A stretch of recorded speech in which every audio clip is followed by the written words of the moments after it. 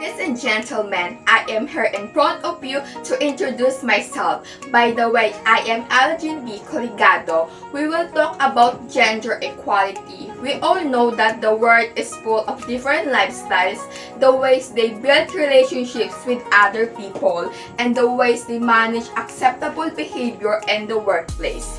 Do you think that the world is fully experiencing equality? Not just in gender, but any particular situations that occurs in every country. But keep in mind that equality is important. Equality needs to be into actions to gain the rights that all humans deserve.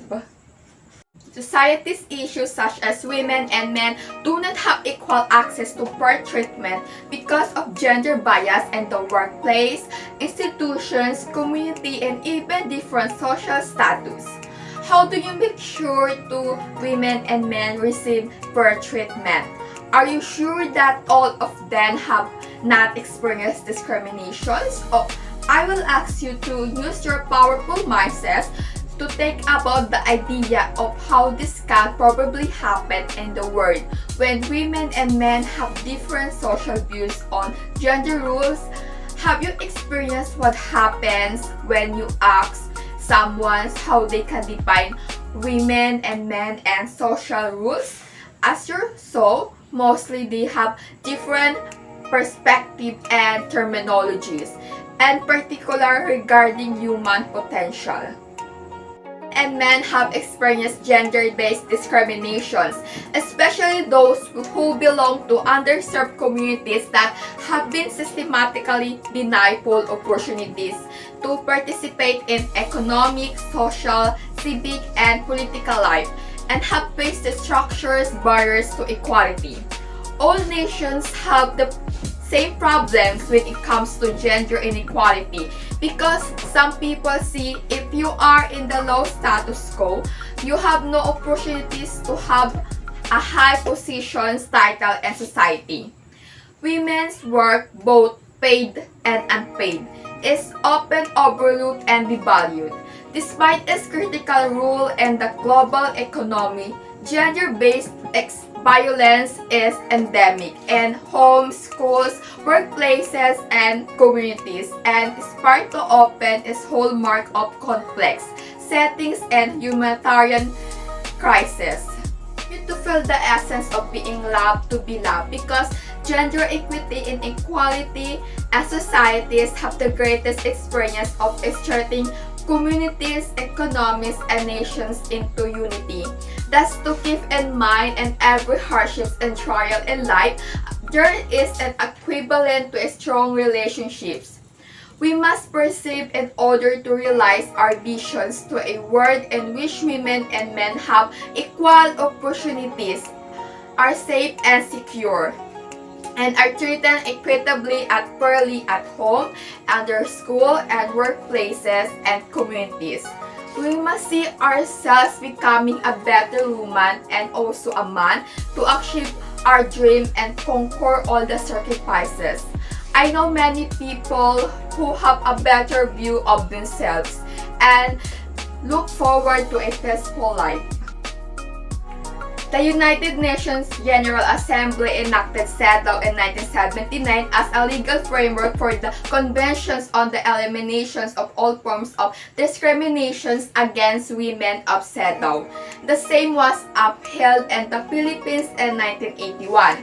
CEDAW as a human rights convention that establishes government obligations regarding any type of discriminations against women in terms of individual rights and freedom. The convention aspires to achieve gender equality by ensuring equal access to an opportunities and public life, education, health, and work for men and women. Everyone should have the ability to gain access, since it is based on a moral commitment to become a globally competitive individual. As a woman as well as a man, you should be represented in a variety of positions and paid jobs, social, family and leisure activities, both traditional and traditional.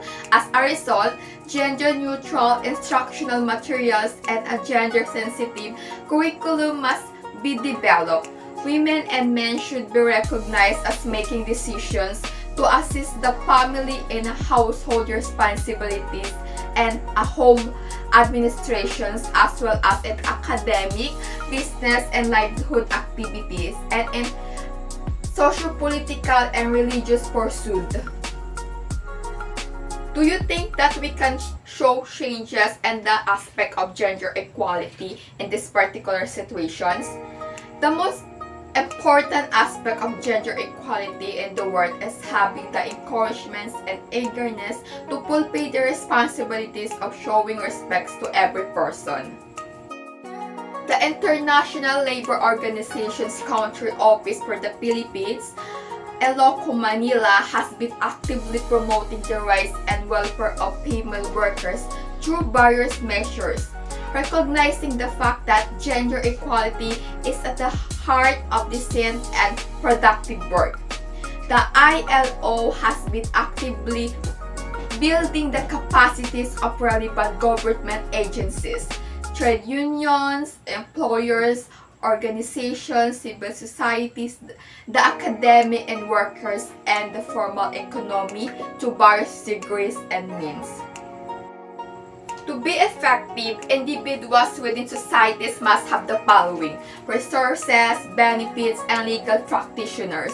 The empowerment to build a rule is to have strategic planning to destroy gender discriminations. By that, the action is to have policy development, management, and training for every sector and the nations. To have equal treatment of women and men in the laws and policies, and to promote gender equality in all areas, including education, health, and occupational positions within families, communities, and society. Thank you.